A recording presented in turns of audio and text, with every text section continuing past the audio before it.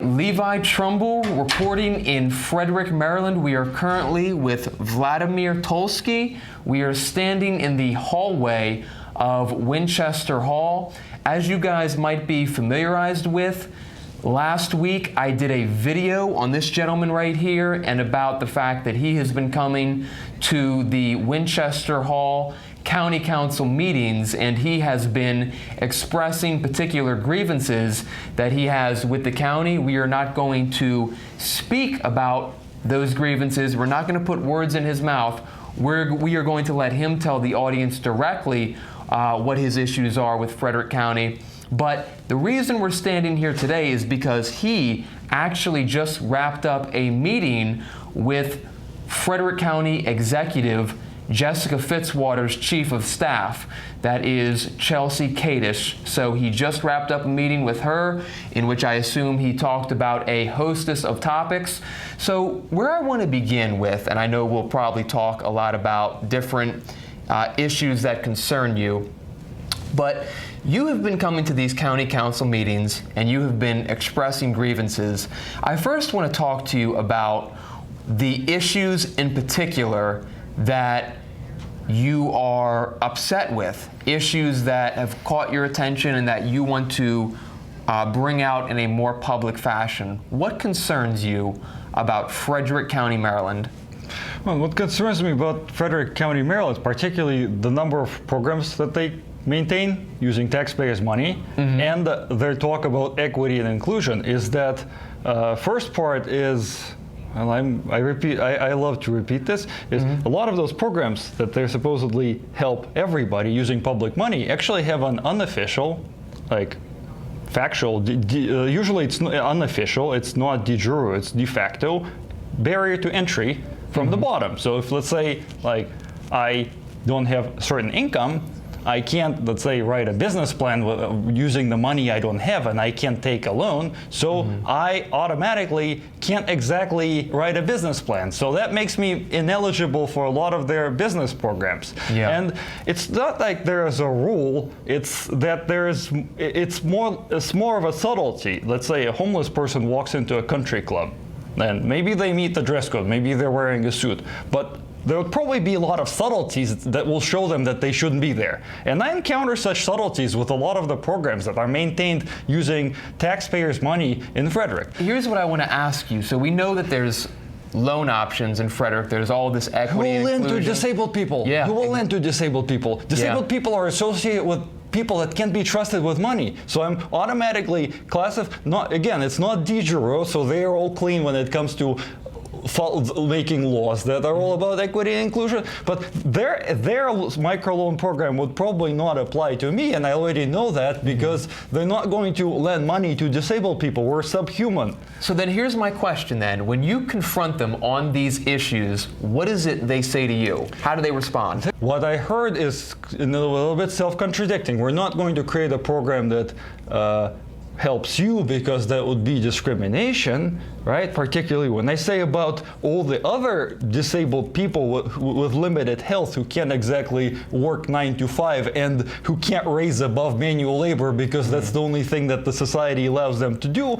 Well, I didn't get a clear answer on what to do with those people and how can they become self-employed if they don't have like a rich relative. And this is kind of why I don't want to say it was a bad meeting with a bad outcome or a good meeting with a good outcome, is because I'm actually waiting for that outcome. I want to see, if I see social mobility within the next year, I would say thank you, Frederick County. I would also like to see if other disabled people can do the same thing, not just promoting me because I'm the loudest. So here's my question. You just had a meeting with the Chief of Staff, Chelsea Kadish, right here at Winchester Hall. And I assume you brought all these subjects up. Talk to me about that meeting from start to finish. How did that meeting just go down? See, this is why I said we need to, I don't know, settle down, do some regressive hypnosis. I did get some analysis of it. We did get to a point where Mrs. Kadash said that I will guide you through all the programs and see if it fits for you or not. But I was insisting that, okay, programs exist there, but what about the unstated barriers to entry? And it kind of went like that several times. So we ended on, I guess it could mean as some kind of a favor that I would I would, but I hope not. But then again, why is it a favor? Clearly, they talk about equity. And I was also told that the Office of Equity and Inclusion is just for the staff of the government. And I'm not sure that's the case. I think it also applies to government programs.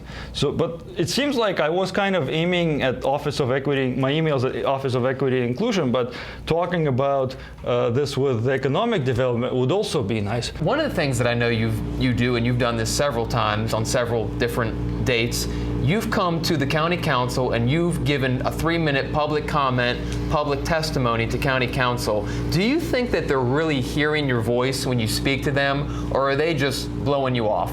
What do you think?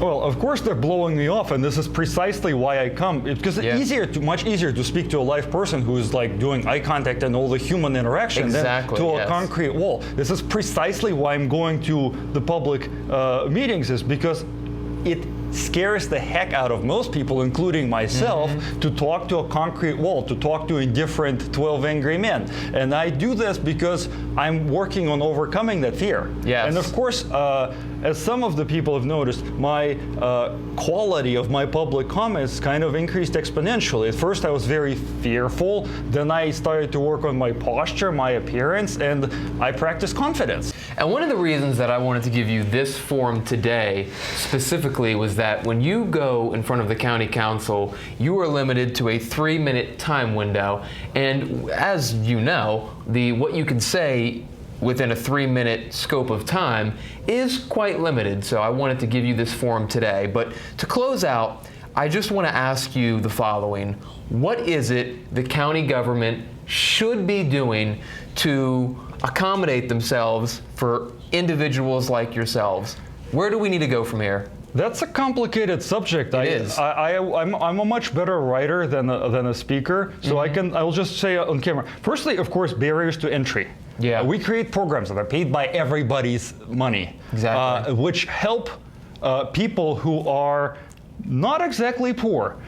We also have a class of, and it seems to be sort of another implicit, unspoken de facto truth, that America is designed to have a poverty culture that lives on handouts and is demotivated from working. And I feel like I'm being held because this whatever social structure are interested in it want me to be part of that group of people. Yeah. And I'm trying to fight my way out of it. Of course, I don't believe that giving every poor person money would be useful, because you need willpower, you need motivation. Vladimir Tolskiy, thank you very much for giving us wide-ranging answers to the questions that I threw at you. I thought it would be fruitful today to allow you to state your positions rather than only being able to have 3 minutes here at the county council. We will be following your situation. I hope personally that you continue to come right here to the county council to make your voice heard, to let them know where you stand on different issues in this county.